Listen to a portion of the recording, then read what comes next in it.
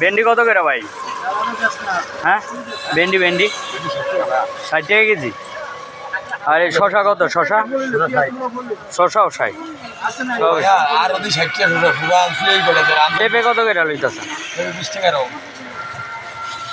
পেঁপে না 15 টাকা করে বেচছে।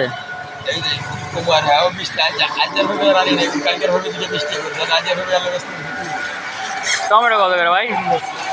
টমেটো 150।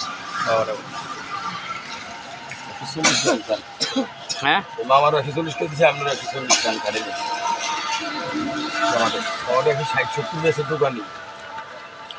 এই যে না বেশি ভেন্ডি টুকরা আমরা লেলে দিই। ভেন্ডি কত? 60 টাকা করে। হ্যাঁ